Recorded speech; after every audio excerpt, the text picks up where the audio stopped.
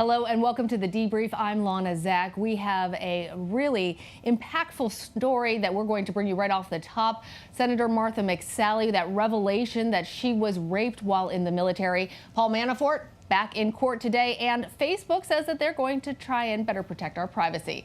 But first, here are your headlines.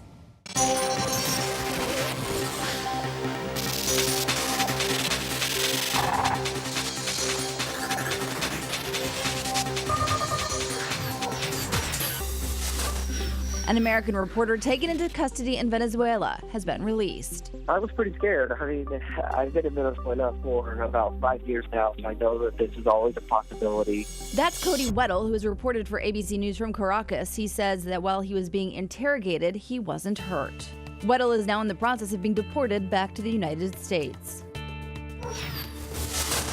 Changes are on the way at Facebook around privacy. Co-founder and CEO Mark Zuckerberg says the company will begin emphasizing new privacy-shielding messaging services, a shift apparently aimed at blunting both criticism against the company's handling of personal data as well as a potential antitrust action.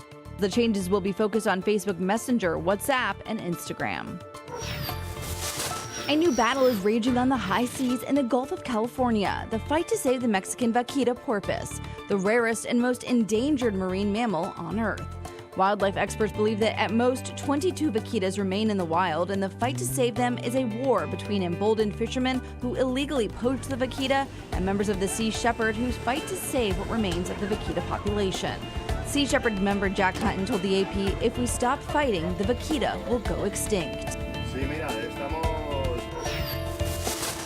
LeBron James has surpassed Michael Jordan in career scoring thanks to this layup during the Lakers' loss to Denver. He then got emotional during a tribute video. King James now ranks 4th on the all-time scoring list. Kobe Bryant is number 3. James could pass him next year.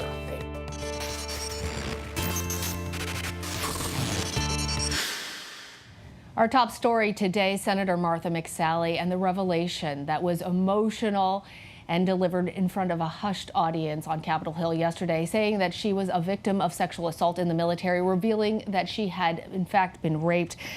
Senator McSally is well known for her accomplishments in the military, the first female combat to fly for the Air Force, the first woman to actually command a fighter squadron, and for the first time yesterday, she revealed this. So, like you, I am also a military sexual assault survivor. But unlike so many brave survivors, I didn't report being sexually assaulted. Like so many women and men, I didn't trust the system at the time. I blamed myself. I was ashamed and confused. And I thought I was strong, but felt powerless. The perpetrators abused their position of power in profound ways. And in one case, I was preyed upon and then raped by a superior officer. I stayed silent for many years, but later in my career, as the military grappled with scandals and their wholly inadequate responses, I felt the need to let some people know I too was a survivor. I was horrified at how my attempt to share generally my experiences were handled. I almost separated from the Air Force at 18 years. Over my despair. Like many victims, I felt the system was raping me all over again. From the senator, and somebody who spoke with the senator just last week is one of our guests. We're bringing in two very well-spoken and brave women who have served our military. Thank you very much for serving our country and for serving all of us by speaking out against the sexual assault, the culture that needs to be changed.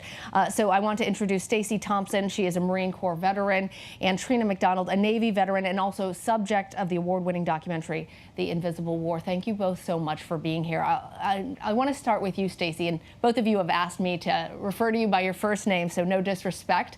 But we're going to have a really real conversation. And Stacy, you actually spoke with Senator McSally last week, and did she reveal to you that she also had gone through this type of a situation?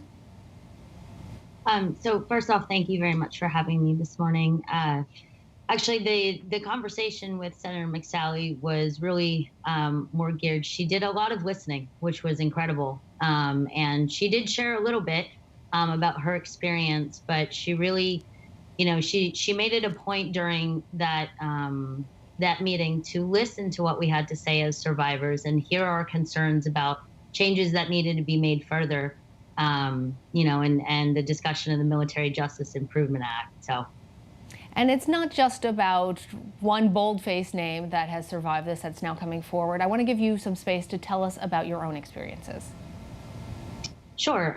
So I entered the Marine Corps when I was 17 years old, and I volunteered for my first overseas duty station at Okinawa, Japan. Upon arriving to Okinawa, almost immediately, I dealt with sexual harassment. And after reporting the harassment, I was transferred to a new unit. And it was just a few months later in that new unit that I went out one night and I was drugged and raped by my sergeant. I was taken to a barracks room on the base and then driven back off base and left there on the side of the road at 4 a.m. And when I reported the rape, what happened is, long story short, during an open investigation for the crime of rape through NCIS, this sergeant was allowed to separate from the Marine Corps and leave the island during an open investigation. Although I had reported it, I had spoken with congressmen, I had requested mass to the base general, but because of the way at the time that the chain of command was, he was allowed to separate during that open investigation, and I never saw justice. Are you still seeking justice? I am. After I reported, I was retaliated against and I was separated from the Marine Corps. And it took 16 years before I received mental health care and got my discharge upgraded. So for the last almost 20 years, I've been in a fight to gain justice. Thankfully, I can say today that I am receiving full benefits from the VA. And now I've chosen to use my voice to speak out and let people know what changes still need to be made. And that survivors, a lot of us are very afraid to come forward because we have a fear of retaliation. And that's evident in the numbers. Well, the numbers, according to the Pentagon, in the latest report from 2017, 6,769 reports of sexual assault. That's up 10%.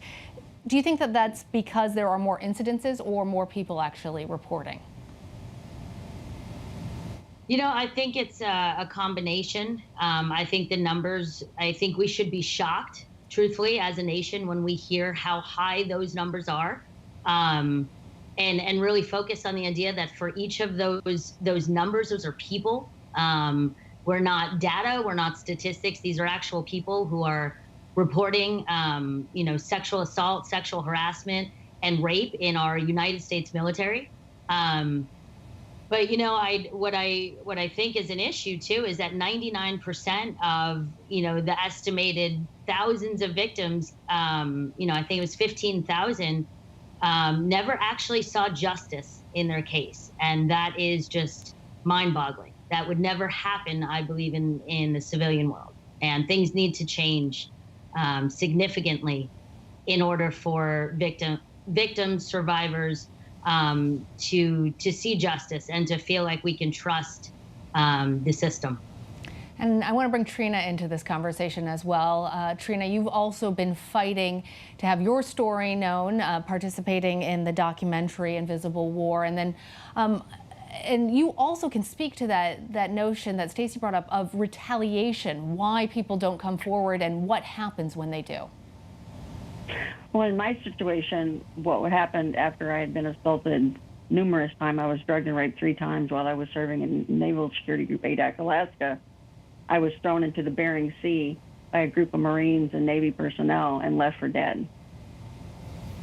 And that is, yeah, go ahead. No, I wanted to underscore that you actually were left for dead by the people you were serving alongside, because in this case, you were sexually assaulted. You brought it to the attention of others, but there was also another element to it as well, your sexuality. Correct. I believe that I was being targeted because I was gay.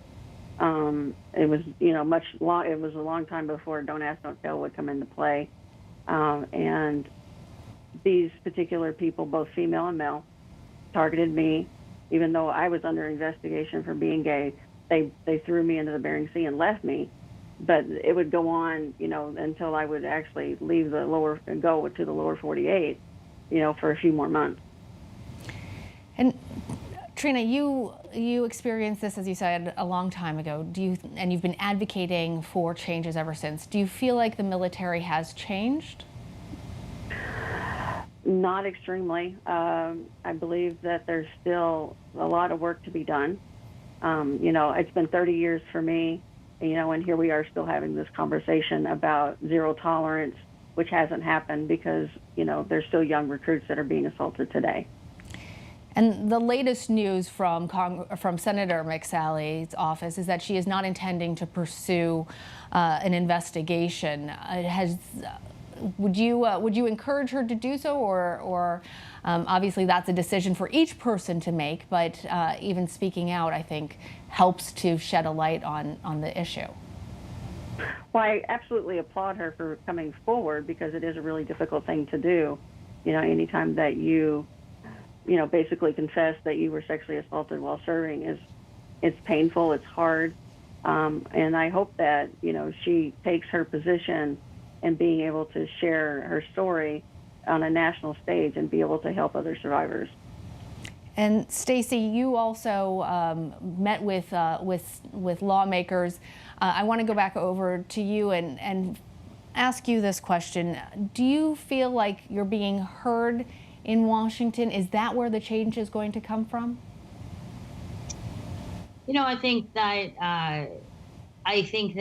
especially after the Me Too movement, I think that people all over are being heard. I believe that this past week, from what I can see, having spent time with, some incredible veterans and lawmakers, and I definitely think that we are being heard.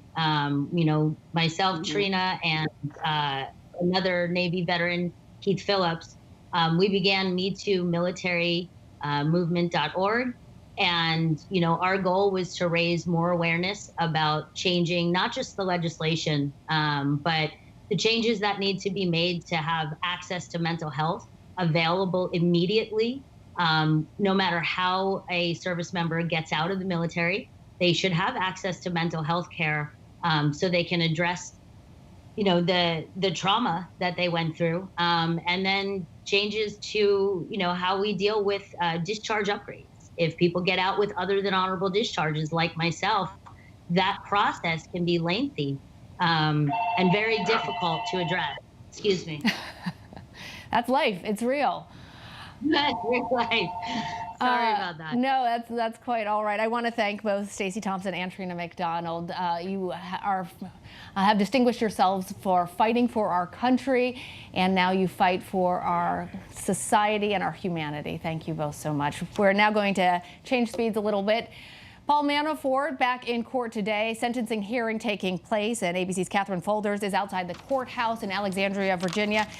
Manafort has been convicted of 8 felonies, bank fraud, tax evasion, and that's going to carry up to 25 years in prison. So does it look like he's going to spend the rest of his days locked away? Well, look, that's the question, Alana. He's a 69-year-old man. He's certainly concerned about that. But here today, this is the first of 2 sentencings, one here and one in Washington, D.C. And this is perhaps the most consequential one. As you mentioned, he faces up to 19 to 25 years in prison. So he'll learn his fate here today. Multiple legal experts and folks that we've spoken to say it's quite likely that he won't get that much time. But just to remind you of this trial, it was a 1-month-long trial here in August. He was found guilty on 8 of those counts of tax evasion and bank fraud, and then he ultimately pleaded guilty to those other 10 as part of a plea deal in Washington, D.C. with the special counsel, a plea deal that he ultimately broke. But I've been speaking to some folks in Manafort's world who, look, they're resigned to the idea that he will get a lengthy sentence, but at the same time are a little nervous to see what will happen here today. Just a reminder of the judge in this case. He's a colorful judge and at times took issue with Mueller's team, with Mueller's prosecutors. They had a trial and brought witnesses that portrayed Manafort's lavish lifestyle. He spent $15,000 on an ostrich jacket. He had luxury cars, and the judge took issue with that at times. He said, we don't prosecute people for being rich. But look, the bottom line here is that Manafort will figure out his fate, and something that Judge Ellis says, now while he may have sympathy at times, he usually says, quote, life is about choices. You are responsible for the choices you make. A line we heard a lot during this trial and could expect to hear that again today, Lana. All right. Thank you so much, Catherine. We're going to head over to the White House. Lots happening there. And I bring in my friend Karen Travers. Former Chief of Staff John Kelly was at Duke University, and he had some advice to his successor, Mick Mulvaney. Take a listen. What advice did you give your successor, Mulvaney? Run for it. Just do the best you can. I mean, as I've said repeatedly, just tell him what he needs to hear. If I'd have gotten a call, if Hillary Clinton had won the presidency, and she had called me and said, I really need a good chief of staff here, I'd have probably done it. Politics aside, it's all about governing the country. He says Mulvaney should run. He says he would be chief of staff to Hillary Clinton. Karen, where is this coming from? Yeah, this is all really interesting from John Kelly. The first time, as you say, that he has spoken publicly since leaving the White House. And Lana, he's telling Mick Mulvaney, the acting chief of staff, to run for it. But John Kelly served as the president's chief of staff for a year and a half. And at times it was quite rocky. Kelly even offered to resign on several occasions before finally leaving the administration at the end of last year. And, we've seen this happen with other officials when they've left the Trump administration, trying to put their own spin on their time here, perhaps set themselves up for what the next chapter is in their life. And I think it was notable last night that you heard John Kelly suggesting he would have worked for a President Hillary Clinton. That's not something that's ever come up before. We hadn't heard her say that she would consider him for a top position. But I think there are people who, when they leave this White House, Lana, are trying to say that they serve the Trump administration out of a duty and service to this country, not out of a loyalty to the president because of a lot of the controversies here, controversies that John Kelly himself was involved in. Kelly said last night that this was the toughest job he's ever had, the least enjoyable job he's ever had. But Lana, he said it was the most important job he's ever had. Yeah, I confess, I'm now picturing Kelly driving around in a car that has a bumper sticker that says "I'm with her." It's interesting because Kelly is in the headlines right now for allegedly writing a memo encouraging President Trump to not override the CIA guidance that his son-in-law Jared Kushner should not receive a top-level security clearance. But he's mum on that, Karen. He was asked about this last night, and this was a report that was broken in the New York Times last week, that the president ordered John Kelly to get approved that top-level security clearance for the president's son-in-law and senior advisor Jared Kushner. The Times said that Kelly wrote memos about this in real time to document what seemed to be his frustration and opposition to this. No surprise, he's not getting into details about this, but he was asked about it last night at this event at Duke. Yeah, saying that would be privileged information. All right, thank you so much, Karen. Now we're going to go over to the latest with singer R. Kelly. He is heading back to jail over missed child support payments. We have ABC's Tom Yamas in Chicago. Lana, that new allegation coming out of Detroit, and police say the woman involved allegedly was 13 at the time. But R. Kelly likely has no idea about this new accusation because the news broke after he was handcuffed and brought here to the Cook County Jail. Now, he's here because he failed to pay child support payments. He owes his ex-wife more than $160,000. Now, we asked his spokesperson, how can R. Kelly, who sold millions of records and lives in a luxurious tower to this day in Chicago, how can he not pay his child support? Well, the spokesperson tells us R. Kelly never learned how to read or write and just last month opened a bank account in his own name for the first time and that his finances are a mess. That being said, he's not going to get out of jail until he pays that child support payments. Again, more than $160,000 he owes to his ex-wife. Now, all of this happening after that explosive interview with CBS where R. Kelly started to cry. He said he was being attacked and that all the accusations against him from those 50 women were all lies. R. Kelly also spoke about the 2 women he calls his girlfriends, 2 women that are now in their 20s. He claims their parents sold them to him. Well, the parents are saying that's an absolute lie, that R. Kelly is a serial liar and they never, ever sold their daughters to R. Kelly, that they want to get in contact with their daughters, they want to speak to them, and more importantly, they want to see them. Reporting here from Chicago for ABC News Live, I'm Tom Yamas. Lana, back to you. Thanks so much, Tom. I don't know how saying that the parents tried to sell the girlfriends is a defense. But anyways, we're going to head over to a topic that I think a lot of you are going to be paying a lot of attention to, Facebook. And their new claims that they want to try and bring more privacy, bring us into a living room type environment. And I'm joined by Will Reeve. Will, tell us what Facebook is trying to do now, and is it falling a little flat?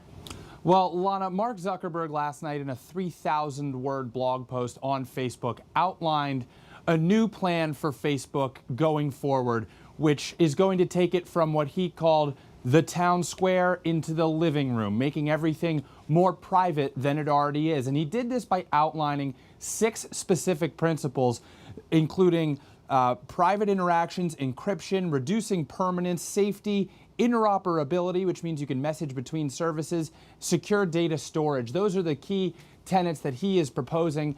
And basically what that would mean is that everything that you know Facebook as now, where you publicly post things on what you like, what you do, where you go, pictures of cats, of your nieces and nephews, your kids, your college reunion, whatever, everything that you live your life publicly on Facebook for, Mark Zuckerberg says they want to now make that private, focusing more on messaging with people you know, small groups of people. And by doing that, he says that will make everyone feel safer, freer to be themselves, and will also be done through Facebook platforms, not just Facebook as we know it, but Messenger and Instagram and WhatsApp. The interoperability thing, of course, would be key there. Of course, the solution to Facebook is more Facebook, right?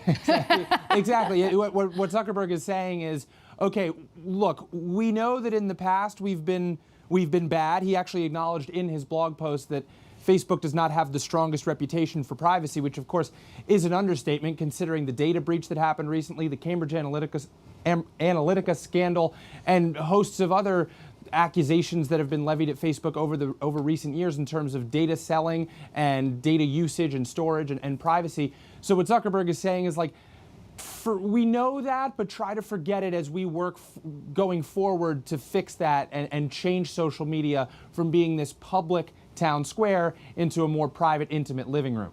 All right, well, thank you so much. Next, we're going to go to a story that we've been covering extensively, tornadoes and the very latest 23 dead. President Trump is going to head over there tomorrow, and ABC's Rachel Scott is there in Beauregard, Alabama.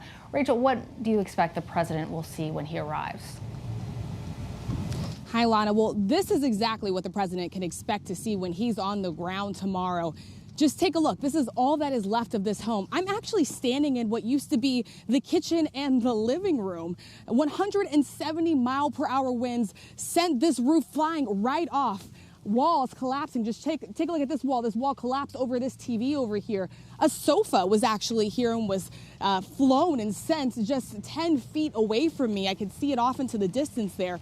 And now residents are forced to comb through some of this destruction and the damage. Just take a look on the floor here, buried beneath some of the shattered glass. I'm seeing a keyboard here and some Tupperware that flew from the pantry behind me. This small community of Beauregard is at the heart and the center of the destruction. 23 people were killed when those 2 deadly tornadoes hit the ground here, sending 170 mile per hour winds just ravaging through this area. And officials say that all those people that were killed within just 1 square mile of each other. The youngest victim was just 6 years old, Lana. So devastating. Are search and rescue efforts continuing, or is it now just people looking towards remembering the dead and rebuilding their lives? Well, a little bit of good news. Officials say those several people that were missing over the last couple of days have all been accounted for. But as President Trump is on the ground tomorrow, one victim will be buried. 10-year-old Taylor Thornton will be laid to rest tomorrow. Her mother telling ABC News she was actually visiting her best friend when those 2 tornadoes hit the ground here. And you can just imagine the fear of those 2 little girls hunkered down trying to brave that storm. Her best friend did survive. I'm told that her best friend's father and stepmother did not survive. They died, and that she actually has not been told that she lost her best friend, her father, and her stepmother. So, you know, just a lot of grief here in this community. You could replace the home, you could replace some of the items here, but you can't replace the lives that are lost. Lana? Absolutely devastating. Please know that our hearts are with everybody there in Beauregard, and we wish them all the best as they try and move on from this darkness. Next, a moment of optimism for one of our friends, Cody Weddle. He was just released. He's a U.S. citizen who's been living in Venezuela, a freelance journalist who I've spoken with many times on this program. You know his insightful reporting. He is known for getting out there on the ground, talking to people. He was detained by the Venezuelan government for questioning. He is now being deported, and we wish Cody all the best and a speedy return here to the United States. And another story that I want to leave you with, a story of survival. This Oregon man, Jeremy Taylor, spent 5 days stuck in that car right there with his dog, Allie. He says that he survived because of Taco Bell fire sauce. He said that it at least boosted his spirits, if not saved his life. Take a listen to what he said to ABC. I was obviously hungry, but I didn't really feel like I was starving. But it was, when you have nothing, it's nice. Even hot sauce is going to be something. There's onions or jalapenos or something in there. There's something that you could chew on for a quick second, and whether or not it's any nutritional value or not, at least in your mind, that's something. Well, the good news for Mr. Taylor, he is going to receive a year's worth of not just Taco Bell fire sauce, but Taco Bell from the company, and we wish him all the best. You have been watching The Debrief. What a show. Make sure to keep it tuned here on ABC News Live all day. Our political show, The Briefing Room, takes place at 3:30 Eastern, and then at 8 p.m. you can watch World News Prime. Of course, for all of your latest news, download the ABC News app. For ABC and the entire team here, I'm Lana Zach. Thanks for watching.